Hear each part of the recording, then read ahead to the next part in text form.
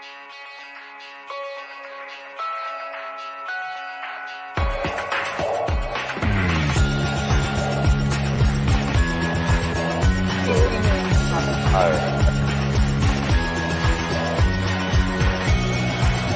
you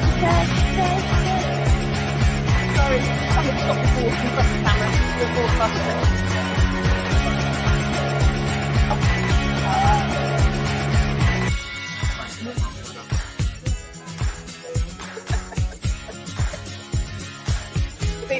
Okay, we've got a problem. Bye. Seconds.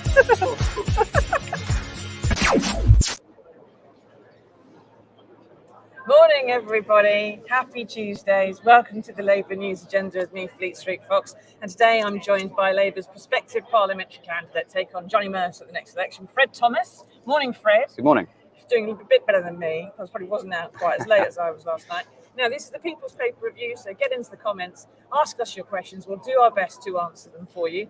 Be clean. So, what have we got for you today? Well, the Mirror has splashed on two images from either side of the conflict in Israel. On one side, a little Israeli child who's been blooded and hurt, and on the other side, a Palestinian child who's in much the same condition. Now, that all come out of the result of the terrorist attacks over the weekend and the crackdowns that have come since. And it sort of sums up, really, the problem we've got there in Israel, Fred, because you have so much violence on all sides. Pain, aggression, victimhood, everything all wrapped up. Everyone feels hard done by there. And we had a very similar situation in Northern Ireland. Of course, that did manage to get resolved. But can you see that ever happening in Israel? Well, I hope so. I really hope so. I've spent time in Israel myself and time in the Middle East, and I know how complicated the situation is. And it's obviously devastating to see violence going on at the moment. But yeah, I mean, Labour's committed to working to a two-state solution. Answer your question, yes. I think that absolutely is something that can happen. It's just going to be a lot of hard work, something we need to recommit to doing. Yeah, everybody really on all sides needs to want to do it. They've got to have a reason to do it. I don't think they've got that at the moment. They've got to want to do it, but also we've got to want to help to do it and have that international outlook to go ahead and help the world. Yeah, I think. Well, what do you think, everybody? Get into the questions and let us know. Do you think that maybe this horrible burst of violence will be the catalyst that creates some peace and finally gets people around the table? I'm a bit optimistic, but we're not sure. Now, Nanda says, why is it terrorism only when the bomb comes from Palestine and not when it comes from Israel? Aren't the Palestinians dying also innocents?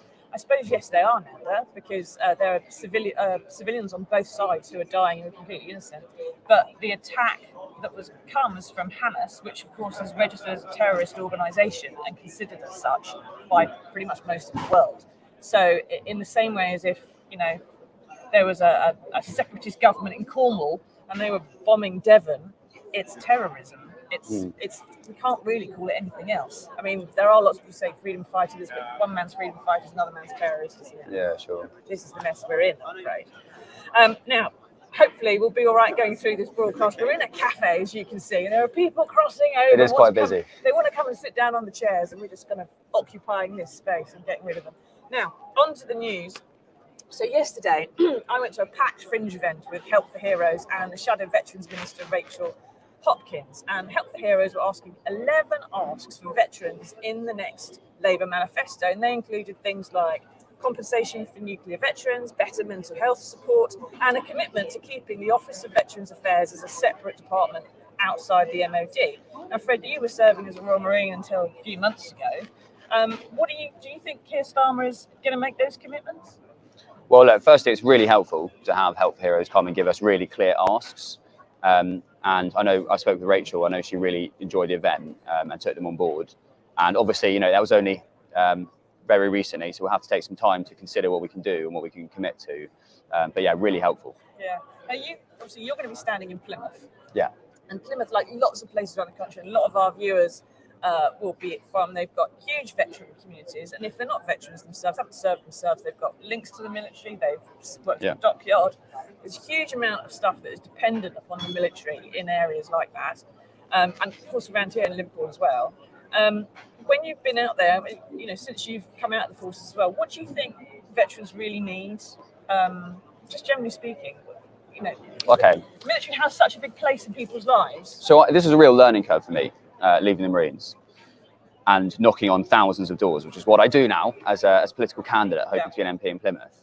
And actually, the things that are most affecting veterans, service families at the moment are exactly the same things that are affecting all of our families and all of our residents in our communities, which is primarily at the moment the cost of living crisis. So that crashed economy last year is obviously affecting veterans really badly. And we know, devastatingly, that the number of veterans who are referring themselves onto universal credit has increased dramatically in the last year. One of the things that was said at the event yesterday was that there are lots of more veterans. I think it's the Royal British Legion, so they're giving more grants out to people. 80% of them are to pay the energy bills. Yeah, and exactly. They're paying for groceries. They're paying for general cost of living stuff. And Mike says, will the Office of Veterans Affairs be better once the current minister, Johnny Mercer, who doesn't seem to want to speak to veterans, is removed? And obviously, the answer for you is probably going to be yes. I want to remove Johnny Mercer. But do you think? Can you say just in an unprejudiced way whether he's been good or bad for veterans? He has raised the profile of it an awful lot. He has got the Office of Veterans Affairs outside the MOD. Is there anything there worthy of praise? The first thing I'd say is that I'm not trying to take his job in cabinet. I want to represent Plymouth. I want to be the MP for Plymouth Moorview, which is a massive task. That is the task he has not done at all. So if we want to talk about whether he's been a good MP, I could be very critical. In terms of how does the next government look after veterans, we need a much wider, more holistic way of looking at it.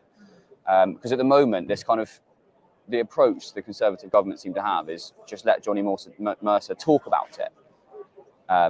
So he's got this Office for Veteran Affairs. They've got £5 million budget, a couple of staff members, and it's just a load of media. Yeah. Which. Well, it's cheap to get the media. Exactly. It's just basically it's a travel budget to go around taking loads of photos. Yeah. At the moment, in the last couple of months, he's been on a tour of a sort of tour of failure, really, because there's a tour of, unfortunately, Afghan families who are, not really being looked after properly in the way that we should be looking after them. And he's just done press photo calls with them, which is completely devoid of policy. Yeah. That is not how we look after our veterans. So we do need a better way. Yeah, we'll have to see what comes out of it. Now, Herbie says, how is Keir going to keep Britain safe when the biggest threat and damage done has been from the Tories? Now, you're getting a bit ahead of us, Herbie. We're going to get to that point in a minute. We're talking about Keir's speech in a bit. Shush, we'll get you back later. Now, at the same meeting yesterday, Rachel and everyone else heard about the nuke blood scandal, and which veterans, their families, are being routinely denied access to their medical records and to blood tests that were taken during their service at the nuclear weapons trials in the 50s and 60s. And we have seen that some of those who had blood tests were probably harmed by radiation because it's shown an impact from that. Now, Fred, when you were serving and you had dealings with military medics, you would have had annual medicals. You would have had regular tests. Sure did. And I'm sure that you always thought if there was anything wrong, they would go, call you back in, Captain Thomas, you've got a bit of an issue and we'll talk it over. These guys haven't had the results for 70 years. I mean, it's just astonishing, isn't it? And those medics as well that you dealt with, and that these guys did as well, are trained in the NHS. They're seconded into the NHS sometimes. They are registered by the General Medical Council. And those medics would also expect, wouldn't they? Your unit medic would expect that they have to follow the same rules as everybody else, as a civilian doctor does. And they would want their blood test results to go to their patient, whether they're military or not. Yeah. What do you think any government can do or should do if something like this just hasn't been happening? The people who gave the blood tests thought it would happen. The people who did the blood tests would have expected it to be done. Whether it's this government or the next government, what can really be done to sort of fix the problem? Well, firstly, completely agree with what you said. How horrible to realise that something you had complete faith in, our medical system and our armed forces structure looking after us, to then turns out not to be in place. That must be a really horrible sensation, and for the families as well. To know that your parent went through that. I can't even imagine it. Unanswered questions. I mean, we've got a fringe event today at 11, which Fred is hopefully going to be able to pop into if he has time. where veterans are going to be talking with Angela Rayner about this and sort of explaining the impact it's had, because it's not just not knowing the result of the scan you had years ago. It's actually thinking there's been something covered up, and then having the worrying and the upset, and every time you have a cough or a spit, that is this something to do with what happened to me, and then your family are being affected by it as well. Because when someone serves, it's not just them, is it? It's their whole family that get involved. I completely agree. I mean, how long has it taken to get medals? 5 years. It took 5 minutes if you listen to Johnny. 5 years of campaigning. Yeah. But but that's however many years, 75 years since the actual event. How long is it going to take to get another step of progress? I don't know. What I do know, so Keir Starmer was the first major politician to sit down and meet with the campaign group. Labour are really keen to understand this, learn more, and frankly, when we get hopefully into government, we can make changes. Yeah, well, Keir Starmer came to breakfast this morning in the same place as me. I'll tell everyone I had breakfast with Keir. There you go. He was over there. But anyway, I tried to nobble him a bit, but I also... Did you have your t-shirt on? I did. Did you I didn't shove my boobs in his face. But we did try to sort of, say hello and good luck for today, because he's giving his speech. So fingers crossed there'll be something in the manifesto for the veterans. Now, what do you think, everybody? Get into the comments and let us know. Do you think that, what the next government can do, or this government can do about the new blood scandal is going to have an impact? Do you think it's something that they should be trying to work on? Because, if a major department is having a big cover-up, it just should be unpicked, whether you're affected by it or not, I think. I just tend to go with the truth aspect of these things. Now, Keir's speech is today at 2:00, and he's... this is the big news of the day, really, here in Liverpool. So some of the bits of his speech have been briefed out already. And although he said at breakfast he's still writing bits of it. Now, a few bits have been briefed out. I've had a very quick chat with him, like I said, at breakfast. But early in the week, he was warning supporters on the first day when he came here. He said, don't get giddy. He said, it's not in the bag yet by any means. But in the speech, he's talking about a decade of renewal that Britain needs. Is that not a bit of an assumption on his part, that he thinks, I'm so far ahead, I'm going to get 2 terms in office? Well, I certainly don't think he's making that assumption. I mean, whether or not we stay in power, get into power and stay in power for however long, undeniably, Britain needs a very long time of renewal. So I think that's just on its own completely fair enough. In terms of how clear we are about the challenge still facing us to get into office, I can tell you from conversations I'm having with colleagues, other candidates, serving MPs, and then party staff, that there is no feeling of complacency at all. We need to win back a lot of seats. We are confident that we can do it, but only because we know how hard we're all going to work to get there. One of the things he's talking about in his speech is saying people need to be healed, and we are the healers. Bit corny, maybe. These people need to modernise things. We're the modernisers. Need to build things. We're the builders as well. I mean, Labour obviously has to be all things to all people in order to get elected, but isn't it also just saying, I can fix everything in a way? It's such a big task to kind of say a year in advance, I'm going to do this. But Susie, isn't that really bold? Isn't the whole, the whole idea we've just mentioned, how we need a really long time of renewal? That is an acknowledgement that this country is not going to be fixed overnight. No. It's going to be really hard. There are huge economic challenges facing us. Whoever is in government at the end of the general election, huge economic challenges. And real constraints to what we can do. I think Keir's message around building back Britain is all around growth. It's all around getting the economy spinning again. And we heard Rachel Reeves' brilliant speech. I really can't wait to hear our leader's speech. Yeah. Well, they lifted the roof off for Rachel yesterday. It's crazy, isn't it? 7 standing ovations. It's great. It's a bit of a workout. Yeah. And Mike says, is it a coincidence the government has announced the performative cruelty? Yeah, I saw this early on this morning, Mike. Putting asylum seekers back on the Bibby Stockholm barge on the same day as Keir's speech. Now, this has been a bit of a thing, not only just Bibby Stockholm, but there is a convention, isn't there, that politicians don't interfere with one another's conferences. Because if, they don't put out big news announcements on the same day that, the Prime Minister's giving his speech, that kind of thing. But Rishi Sunak has completely busted that this week. He's been doing pull clips, he's doing rounds of interviews. And you could argue, well, this thing's happening in Israel, he's got to make comments and stuff. But generally speaking, he should be keeping quiet, because Labour did for him during his maybe because his conference was so disastrous, it was in their best interest to let them be as big as possible. But I mean, just as a Labour supporter and the activists and so on, how's that going down? I mean, was it something that anyone expected Rishi to do? Or At the moment, it feels like we're watching the Conservative government acting like a party who seem to think they've already lost. We don't think that. We know we've got work to do to win and get into power. But what their conference, some of their policies at the moment, what they're talking about, and then this latest thing you mentioned about bucking, going back on the Bibi Stockholm again? Yeah, but specifically the timing, like you mentioned. It just reeks of desperation. I think.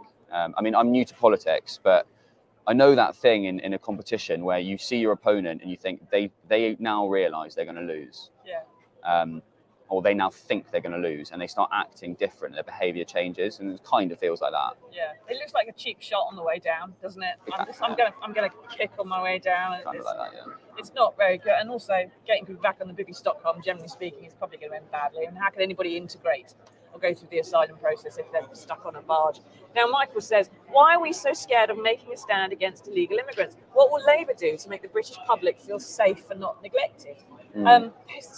There's so much in there, Michael, all right? Because asylum seekers are different to immigration generally.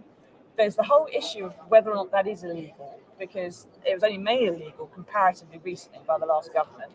And obviously, Michael there feels unsafe because of the rhetoric that's been going on, because of the things that have been said, and for decades, frankly. I remember David Cameron talking about swarms of people coming over the channel and stuff like that.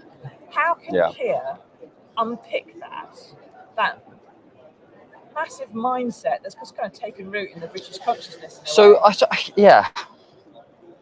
Safety on our streets. The Conservatives have slashed our police force. So if people are feeling less safe, I totally understand it. And Labour is committed to putting many more police officers back on the street that the Tories took away. In terms of the immigration system, the asylum system, that is going to be one of the most damaging legacies of this Conservative government, is how badly they have failed our country and our people by rotting the asylum system, relying on whipping up feelings of divisiveness using slogans. We've got a plan, and Yvette Cooper's really strong talking on this, and it's worth checking out what she says. You need to mend the asylum system, and some of it sounds bureaucratic, but there is a system where if someone does come to this country seeking asylum, of course, we have got a system to understand their needs, understand what we can do for them, where they've come. At the moment, that whole system is completely broken, and it is kind of a function of government to do that. Because it's broken, the kind of symptom of that... It gets so much worse, doesn't it? Yeah. It just balloons. Yeah, and that's when you see things happening on the borders that make people think that we're very kind of feel threatened. The answer is we need to fix our own processes. But it's always heartbreaking to see people coming to this country in desperate need of a safe place to exist and to live and to raise a family. And we've got a really proud tradition in this country of providing asylum where we can. That goes back a long time. And I know that we're all really proud of what we did in the Second World War, which is, in historical terms, not so long ago, where we provided asylum. This is the problem, isn't it? When you have people have been playing on the politics of fear, and they've been tooting that dog whistle, and to some extent, the Blair and the Brown government did it as well in their last days, talking about asylum, talking about immigration, talking about illegal people, and that ends up with people like Michael being afraid. Even perhaps you might not be able to link it to all that stuff, but it just sets root in the consciousness. I think the noticeable thing about Keir and the Labour Party is that they're not talking about what to be afraid of.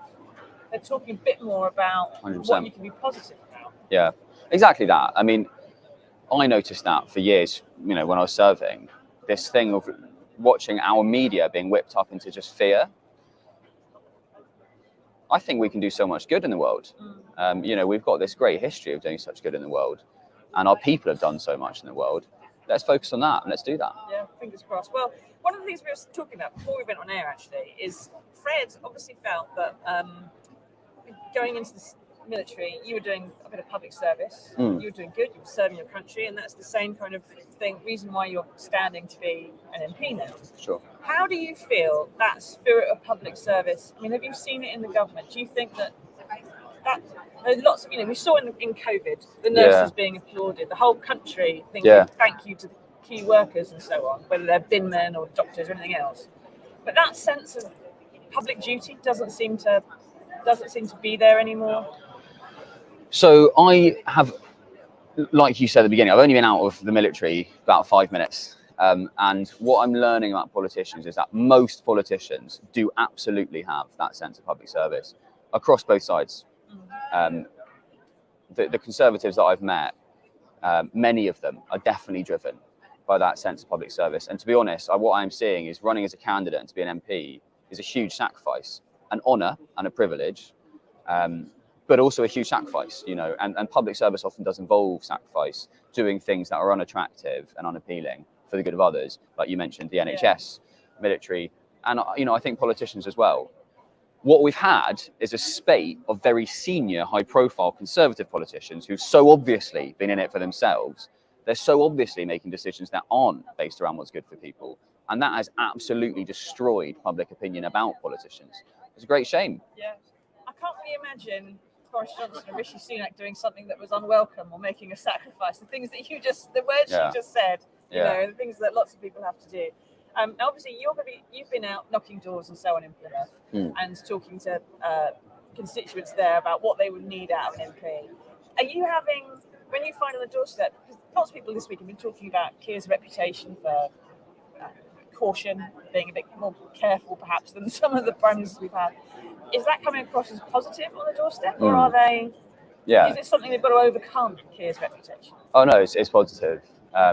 I think people are, keen to understand more about how we're going to deliver, which is, always going to be the case at this stage in an electoral cycle. But people are very receptive to hear, crystal clear, that the Conservatives cannot deliver change. Everyone knows that. And to the extent that their attempt to market themselves as a change candidate and change party, to the extent that that is reaching people, which is quite small from what I see in Plymouth, it's reaching people and people are saying that is ridiculous. I don't think it's landing with anyone. And I had conversations last week on the doors in Plymouth where people said, I don't understand how the Conservatives are going to try and test their opportunity to change the country for the better. So, no, people really looking forward to understanding Labour's offer. Yeah. Well, I used to work in Plymouth. I lived there for a couple of years. And it's one of these bellwether places where it's not necessarily always very safe. It's been seen as safe by Labour and Tories, I think, over the years. But it does go red-blue sometimes. It does happen. But Johnny's got arguably quite a strong personal vote. He's almost in some places sort of seen as one of the city's own sons because he was part of 29 Commando, the army regiment that's based there. And it's going to be he's quite aggressive with you, with any opponent, frankly, on Twitter, and so does his wife and everything else. Do you think it's going to be a clean fight? Well, I mean, that's up to him. I'm not that interested in kind of personal attacks. This is a guy who's been an MP for however long, 8 years, doesn't live in the city, comes there very briefly, takes a lot of video footage and puts it out. And, if he wants to be talking about me a lot, he's welcome to. I'm someone who does live in the constituency. I actually care about the constituency. And that's why I'm out talking to residents the whole time, as opposed to doing media tours, which is basically his full-time pursuit. Yeah. You did say earlier on that, some of the things you said about you're not terribly happy with, but you don't necessarily want to go back at it and give it the airtime and you can say what he wants. Have a go for it, because it's going to, I don't know, the man's got a £5 million PR budget, you were just saying, so it's a bit difficult, isn't it? He's got a big platform, he's got a high profile, it's quite difficult to take on. Well, if it was purely a Twitter war and a social media war, then, he's been doing it 10 years longer. And that would be a challenge. But I'm not interested in that. I'm interested in talking to our residents, understanding how we can help them and what they need from an MP, what they need from a government. That isn't achieved by messaging out stuff to a massive Twitter following. No, let's just see how it all pans out next year. Now, Mike says, God, Mike, you've been busy this morning. Mike, over 250,000 people have signed a petition calling for an immediate general election. Is there any prediction when we'll get one? That's what everyone's being asked this week, I know. isn't it? Tom Watson told us on Monday that he thinks it will be right to the end, January 2025. What are you sensing? My sense is that we have currently got a prime minister that no one voted for, and we need a general election as soon as possible. Very few people, and seemingly on either party, would disagree with the idea that the party is going downhill. Sorry, the country's going downhill. So if we all agree the country's going downhill, we've got a prime minister we didn't vote for, let's have a general election, and let's do it soon, is what I think. Well, I can remember 1996 and 1995, and everybody wanted the same thing. And right. It still went on and on and on. Yeah. To the last. Well, ready to go for a long time. Hope it's not. Yes, well, we'll have to see, won't we? Now, thank you for your questions, everybody. I can't remember now what Herbie said earlier on about Keir's speech. Can we maybe pull it up again? I don't know, but the comment that Herbie made, and I said, come back later. Oh, that's it. Keir was going to say about how he's going to become safe. We have addressed it. Sorry, Herbie, we didn't get to you. Right, we have found there is some good news in the world, despite everything that's going on in it. Here it is.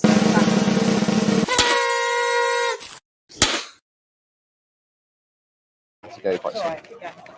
Right, so now, Flight Officer Arthur Steele thought that his time was up when the plane he was on crash landed was shot down over the North Sea in 1944. If you're going to be shot down anywhere, don't really want to go over the North Sea. Probably one of the worst seas to be shot down in. But miraculously, he managed to not only get out of the fuselage, but a nearby trawlerman saw what had happened, saw him ditch, and came over to get him. And the captain of the trawler jumped in to the North Sea and rescued him and got him out. Now, yesterday, Arthur celebrated his 106th birthday with a massive pile of cards from well wishers and some very fond memories, I expect, of his rescuer, because it could all have gone very differently. Fred, do you think is this proof that if you have the right intervention at the right time, whether it's a veteran, whether it's anybody else, it can really sort of change the whole course of someone's life? Yeah, remarkable story, and always nice to read something very positive, having a good story. I completely agree. You know, these encounters, one thing can happen, your whole life changes. But yeah, great to see. Yeah, well, the things that the interventions that some people get when they come out of the forces or anywhere else, the social welfare net and so on, they just haven't been there, have they, for a long time. It really needs to be the safety net kind of rebuilt again for everyone. 100%. Yeah, We'll really see how it goes. Well, good luck whenever you get to go to general election. Thank you for taking part in all Pleasure. this. Now, we will be back next Monday, because tomorrow we'll all be too hungover to do one of these. Now, at 11 o'clock, our fringe event on nuclear veterans will be live streamed on the Mirror's pages, so come back and look for that. We've got Angela Rayner and some nuclear veterans telling their stories about what their missing blood records actually mean to them. And Keir Starmer will be giving his speech at 2 o'clock today, which will also be live streamed here, and it's probably going to be worth watching, even just to see if he can beat Rachel Reeves' record of standing ovations. Not that there'll be any competition in the Shadow Cabinet about that whatsoever. Thank you very much, Fred. Thank you everyone for watching, and we'll see you all again on Monday, back home and away from Liverpool. Until then, everyone, tatty bye.